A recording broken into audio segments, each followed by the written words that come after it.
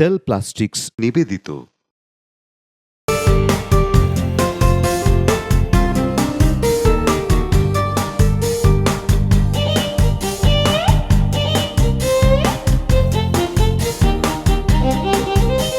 প্রিয় দর্শক, আমন্ত্রণ জানাচ্ছি টেল প্লাস্টিক রান্নাঘরে। আশা করি আপনারা ভালো আছেন, আমরাও ভালো আছি। কারণ যখনই আপনাদের সামনে আসি মনটা ভালো হয়ে যায়।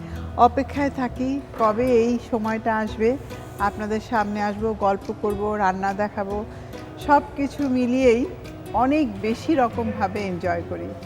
তো আজকে আমি আপনাদের জন্য দুটো রেসিপি নিয়ে এসেছি, যেটা আমাদের বাংলাদেশি ট্রেডিশনাল রেসিপি এবং আমরা রেগুলার খাই। সেটা হলো খিচুড়ি। একটা থাকবে ইলিশ খিচুড়ি আর আরেকটা সবজি খিচুড়ি। আশা করি আপনাদের ভালো লাগবে। কেমন আছেন আপনারা? আশা করি খুব ভালো আছেন। যেমনটা রীতাপা বলছিলেন যে আমরা অপেক্ষা করি আপনাদের সঙ্গে কখন দেখা হবে, কখন আমরা আড্ডা দিব, কখন আমরা মজার মজার রান্না করব। সত্যিই তাই, আমরাও খুব আসলে মিস করি এই টাইমগুলোতে। আমরা আসলে চেষ্টা করি প্রতিটা পর্বে খুব মজাদার, খুব হেলদি খাবার আপনাদেরকে রান্না করে দেখাতে। কারণ আমরা চাই যে শুধু খেলেই হবে না, খাওয়ার সঙ্গে যে সুস্থতার একটা ব্যাপার রয়েছে সেটাই আপনাদেরকে জানানোর। ইলিশ খিচুড়ি, তাহলে চলুন কি কি উপকরণ লাগছে দেখে নিন।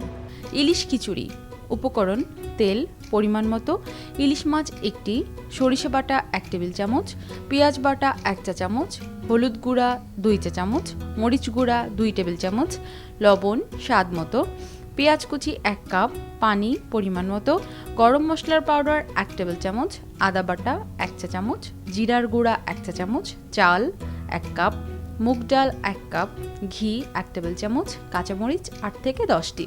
দর্শক দেখে নিলেন ইলিশ খিচুড়ির উপকরণগুলো। খুব সহজ উপকরণে ইলিশ খিচুড়িতে আসলে আমরা অনেকেই বাসায় ট্রাই করি রান্না করার জন্য। বিশেষ করে বৃষ্টির দিনে তো ইলিশ খিচুড়ির আমি কোনো দ্বিতীয় কোনো রান্না খুঁজে পাই না যে রান্না হবে। সবাই পছন্দ করে, ছোট থেকে বড়। আমি একই সাথে ইলিশটা এবং খিচুড়িটা বসিয়ে দেব। দুটো চুলাই ধরিয়ে দিচ্ছি। নুসরাত, ইলিশটা তুমি হেল্প করো আমাকে। আমি একটু তেল দিয়ে নিচ্ছি ইলিশের জন্য। তুমি কি আমাকে ইলিশটা ভাজতে দিচ্ছ না? হ্যাঁ, আমি এটাই ভাজতে চাই, যেটা আর বেশি এখানে হেলদি সেটার খিচুড়ি। পক্ষে আমি আছি। হ্যাঁ, তা তো লোকে তোমাকে দেখেও বোঝে যে হেলদির সাথেই তুমি আছো। আমি বুঝছে। একটু সর্ষে বাটা দিলাম, অল্প একটু পেঁয়াজ বাটা যাবে, হলুদ সামান্য আর মরিচ। ব্যাস, এই হলো ইলিশের সাথে উপকরণ। আমি এখন মিক্স করে দিয়ে দিব প্যানে। খুব বেশি কিছু না, অল্প। প্রথমে পেঁয়াজ দিয়ে দিচ্ছি। অর্ধেকটা পেঁয়াজ খিচুড়িতে দেব, অর্ধেকটা পেঁয়াজ ইলিশে দেব।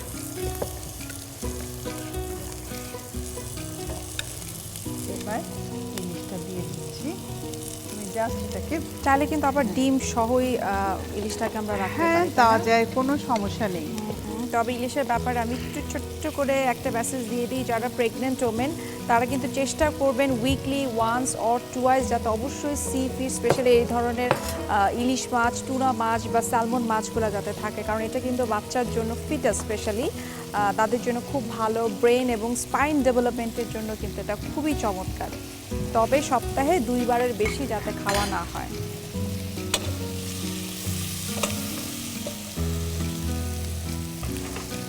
এরপর একটু পানি দিয়ে দিচ্ছি। খিচুড়ি আমরা যেরকম রান্না করি, একটু হলুদ দিয়ে দিচ্ছি, সামান্য একটু মরিচ গুঁড়ো, একটু গরম মশলা পাউডার এখানে দিয়ে দিলাম,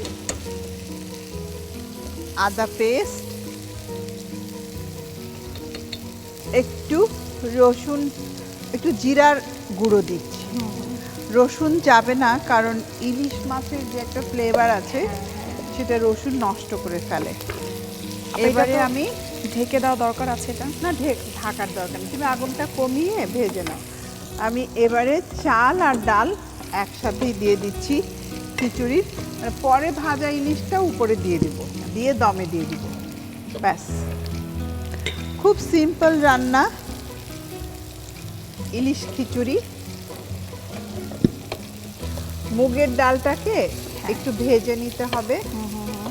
ভেজে তারপর সেটাকে তোমার সেদ্ধ করে নিলে ভালো হয়, আর না হলে একবারে কষিয়েও বসানো যায়। ইলিশ আমার মনে হয় এটা তো প্রায় অত হয়ে এসেছে। অত ভাজা হ্যাঁ, না করলে হয়ে- চলবে। তুমি চুলাটা বন্ধ বন্ধ করে দিচ্ছি। এখন এটা করে নিচ্ছি, হয়ে এসেছে। আমি এখন লবণটা দেব। মাছেও একটু লবণ দিতে হবে। মাছে একটু লবণ দিয়ে নিলাম। যেহেতু খিচুড়ির মধ্যে এটা চলেই আসবে,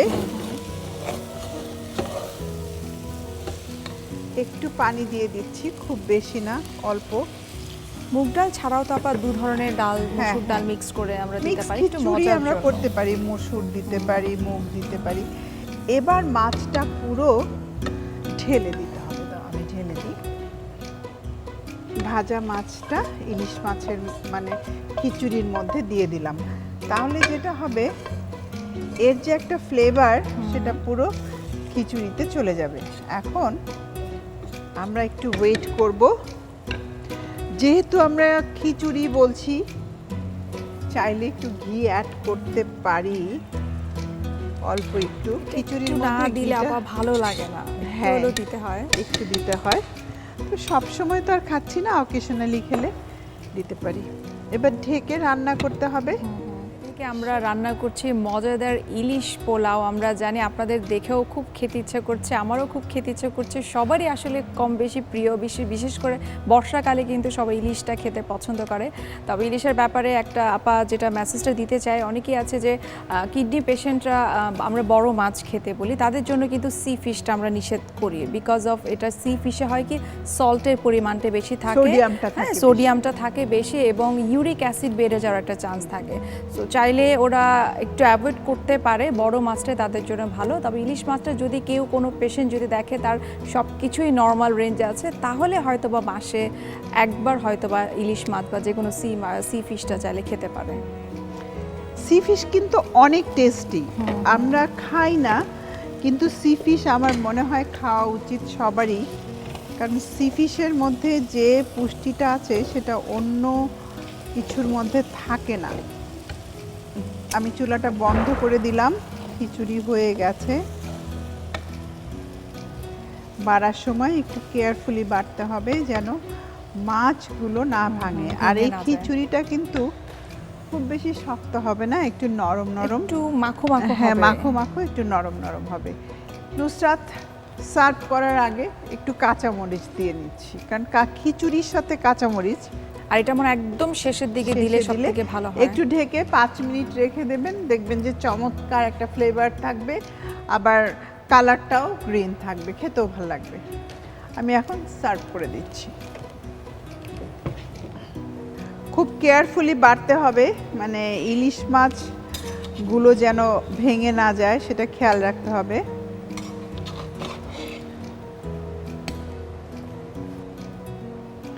মাছের পিসটা দেখুন আস্তই আছে। আসলে যে কোনো রান্নাই একটু কেয়ারফুলি করলে ঠিক থাকে। চাইলে অনেকে কিন্তু আবার ডিম সহ এই হ্যাঁ, ইলিশটাকে হ্যাঁ, রাখতে পারে, যারা ডিম ডিম সহ খেতে ইলিশের পছন্দ করে। মজা তো আরো বেশি। আমার তো ডিম ইলিশ খুব পছন্দ। আর ডিম দিয়ে আমি আলাদা কিছু স্পেশাল ডিশও বানাই যেগুলো খেতে ভাল লাগে।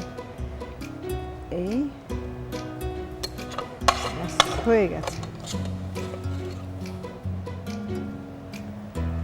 প্রিয় দর্শক, তৈরি হয়ে গেল ইলিশ খিচুড়ি। তাহলে চলুন পুরো প্রস্তুত প্রণালীটি আরেকবার দেখে নিই। প্রথমে ফ্রাই প্যানে তেল দিন, এতে পেঁয়াজ কুচি দিয়ে ভাজতে থাকুন। অন্য একটি বাটিতে ইলিশ মাছের টুকরো, সরিষা বাটা, পেঁয়াজ বাটা, হলুদ গুঁড়া, মরিচ গুঁড়া ও লবণ দিয়ে ভালোভাবে মাখিয়ে নিন। মশলায় মাখানো ইলিশ মাছের টুকরোগুলো গরম তেলে ছেড়ে লবণ দিয়ে ভালোভাবে কষিয়ে নিন। অন্য একটি ফ্রাই প্যানে তেল, পেঁয়াজ কুচি, পানি, হলুদ গুঁড়া, মরিচ গুঁড়া, গরম মশলার পাউডার, আদা বাটা, জিরার গুঁড়া, চাল, মুগ ডাল, লবণ ও পানি দিয়ে কষান। কষানো হলে ইলিশ মাছের টুকরোগুলো ও ঘি দিয়ে ঢেকে রান্না করুন। সব শেষে কাঁচামরিচ দিয়ে নামিয়ে পরিবেশন করুন মজাদার ইলিশ খিচুড়ি। দর্শক দেখে নিলেন কিভাবে ইলিশ খিচুড়িটা আমরা খুব মজা করে রান্না করে ফেললাম। প্রস্তুত প্রণালীটাও নিশ্চয়ই আপনারা খুব ভালোভাবে দেখে নিয়েছেন। আশা করি বর্ষাকালে ছাড়াও মাঝে মধ্যে চাইলে আপনারা এটা খেতে পারেন। প্রিয় দর্শক, ইলিশ খিচুড়ি তো হলো, এবারের আমাদের দ্বিতীয় রেসিপি হলো সবজি খিচুড়ি। তাহলে দেখুন কি কি উপকরণ লাগছে সবজি খিচুড়ি তৈরি করতে। সবজি খিচুড়ি উপকরণ: তেল পরিমাণ মতো, পেঁয়াজ কুচি 2 টেবিল চামচ, আদা বাটা 1 চা চামচ, রসুন বাটা আধা চা চামচ, হলুদ গুঁড়া আধা চা চামচ, পোলাও চাল 1 কাপ, মুগ ডাল 1 কাপ, পানি পরিমাণ মতো, সবজি 1 কাপ, জাফরান সামান্য পরিমাণ, ঘি 1 টেবিল চামচ, কাঁচামরিচ 6 থেকে 7টি, আলু বোখারা 6টি। দর্শক সবজি খিচুড়ি তৈরি করতে কি কি উপকরণ লাগছে দেখে নিলেন। এখন আমরা আমাদের রান্না শুরু করে ফেলবো। সবজি খিচুড়ি তোমার খুব পছন্দের। কারণ আমি ভেজিটেবলস খুব পছন্দ করি, এবং কেন পছন্দ করি জানো? অনেক ভিটামিনস মিনারেলস পাওয়া যায়, দ্যাটস ওয়াই সবজির যে কোনো আইটেম আমার খুব পছন্দের। হ্যাঁ, সেই জন্যই তো সবজি খিচুড়ি হচ্ছে তোমার জন্য, তুমি যেহেতু লাইক করো। তেল দিচ্ছি, আর এখানে অনেক ধরনের সবজি আছে, খুব অনেক কালারফুল কালার। সবজি। মানে রেড ক্যাবেজ পর্যন্ত আছে এখানে। পেঁয়াজ দিয়ে দিচ্ছি, পেঁয়াজ কুচি অল্প পরিমাণ, খুব বেশি দিচ্ছি না। পেঁয়াজটা একটু লাল করে ভেজে নেব, ভেজে তারপর বাকি সব উপকরণ আমি দিয়ে দেবো। এখানে হালকা মশলা অ্যাড করব, তবে খুবই হালকা, সামান্য একটু হলুদ দেব আর আদা রসুন, ব্যাস। যেহেতু আসলে সবজির খিচুড়ি, সো মশলাটা একটু ন্যাচারালি একটু কম কমই দিলেই হওয়া ভালো উচিত হয়। আসলে। হ্যাঁ, পেঁয়াজটা ভাজা হয়ে গেছে, এখন আমি আদা পেস্ট দিয়ে দিচ্ছি 1 চা চামচ পরিমাণ, রসুন আধা চা চামচ দিচ্ছি, ব্যাস। আর সামান্য একটু হলুদ দেব, খুব বেশি না, একটু রংটা অল্প যাতে একটু সুন্দর কালারের হয়। জন্য। দিয়ে দিচ্ছি চাল। এখানে পোলাও চাল যেটা আছে, কালো জিরা চাল, সেটা ব্যবহার করেছি, কারণ চালের জন্যই কিন্তু টেস্টটা মানে হয়। আর মুগের ডাল দিলাম, এখানে একটু ভেজে ডালটা ভিজিয়ে রেখেছিলাম, ডাল দিয়ে দিলাম। ডাল আর চাল একসাথে ভালো করে ভুনে নেবে। বাঙালির খিচুড়ি, এটার আসলে কোনো তুলনাই হয় না, তাই না? আচারি খিচুড়িও কিন্তু অনেক মজা হয়। একটু আচার দিয়ে যদি তুমি চাইলে একটু সাথে চিকেনও অ্যাড করতে পারো ভেজিটেবলের সাথে, মানে চিকেন আর বিফ যে কোনো একটা হ্যাঁ, আইটেম হ্যাঁ, চাইলে আমরা হ্যাঁ। দিয়ে দিতে পারি। খুব ভাল লাগে। তবে মিক্সড ডালও মনে হয় আপা খুব চমৎকার হয়, তাই না? মানে হ্যাঁ। খিচুড়ির ক্ষেত্রে। ঠিক। পানি দিয়ে দিচ্ছি। পানি খুব বেশি বেশি দেব না, কারণ সবজি থেকেও পানি উঠবে। আমি এখন ঢেকে দিয়ে দিব। এখানে লবণ দিয়ে দিচ্ছি হাফ টিস্পুন। এবার সবজিটাও দিয়ে দিচ্ছি, ভেজিটেবল সব একসাথে দিয়ে দিলাম। সবজি খিচুড়ি আসলেই এটা একটা কম খরচের নিউট্রিশিয়াস খাবার। এবং দেখা যায় বাসায় হয়তো কিছু নেই, ঝটপট করে একবারে কয়েকটা সবজি কেটে পোলা চাল দিয়ে বাস মিক্স করে বসিয়ে দিলাম। তবে এখানে আমরা মুগ ডালটা ইউজ করেছি, তো যাদের ইউরিক অ্যাসিড বেশি তারা কিন্তু মসুর ডালটা সবসময় অ্যাভয়েড করবেন, তাহলে তার ইউরিক অ্যাসিড বাড়ার চান্স কম থাকে। সেক্ষেত্রে মুগ ডালটা তার জন্য অনেক সেফ। তো কেউ যদি ওর খিচুড়ি খেতে চায়, বিশেষ করে যাদের ইউরিক অ্যাসিড বেশি, আর্থ্রাইটিস আছে, তারা এই মুগ ডালের খিচুড়িটা বাসায় ট্রাই করবে। তুমি জানো আয়ুর্বেদ সব সময় বলে মুসুরির ডাল অ্যাভয়েড করো। মুসুরির ডাল হিউম্যান বডির জন্য ভালো না। সব সময় কিন্তু তোমার মুগের ডালকে ওরা ফার্স্ট প্রেফারেন্স দেয়, আর সেকেন্ড হলো মাসকলাইয়ের ডাল। আচ্ছা আচ্ছা, বুঝতে পেরেছো? মসুর ডাল কিন্তু কখনোই বলে না যে গ্যাস মসুর ডাল ফর্মিং এর খাও। একটা সমস্যা সেই হয়। জন্যই বললাম যে প্রাচীন কাল থেকেই কিন্তু তারা অনেক ভেবে চিন্তেই এই ফুডগুলো সিলেক্ট করেছিল। খুব মজাদার সবজি খিচুড়ি আমরা রান্না করছি। অনেকে আছে যে আমরা ইলিশ খিচুড়ি একটু আগে রান্না করলাম, অনেকে আছে ঠিক আছে ইলিশ না, সবজিটাকেই বেশি পছন্দ করে, সবজিটাকেই বেশি প্রেফার করে, তাদের জন্য এই সবজি খিচুড়ি আশা করি আপনাদের খুব পছন্দ হচ্ছে। আমি এখন বাকি যা যা আছে সব দিয়ে দিচ্ছি।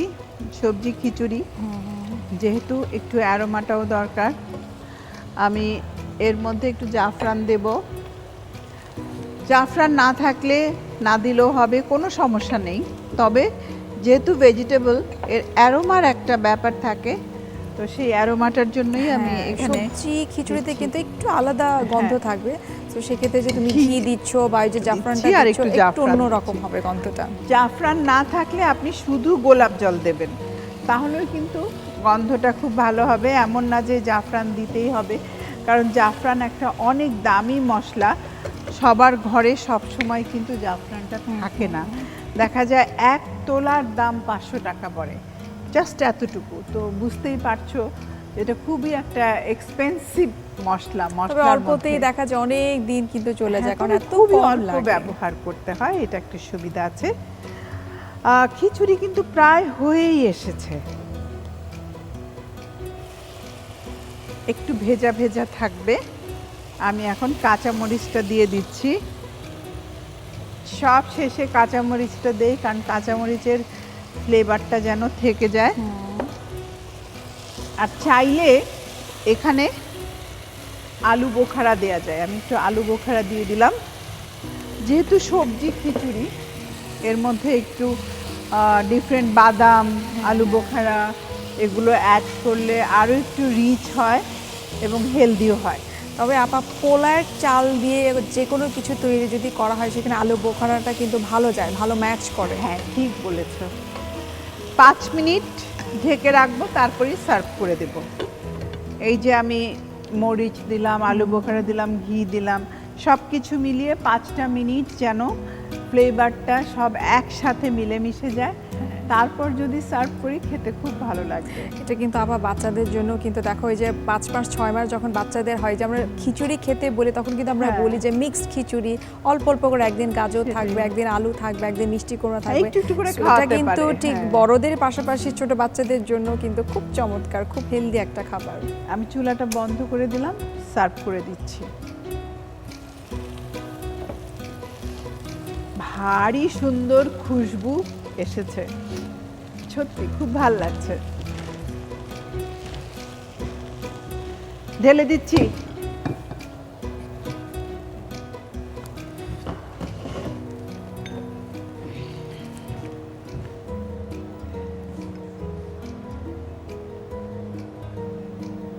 ব্যাস,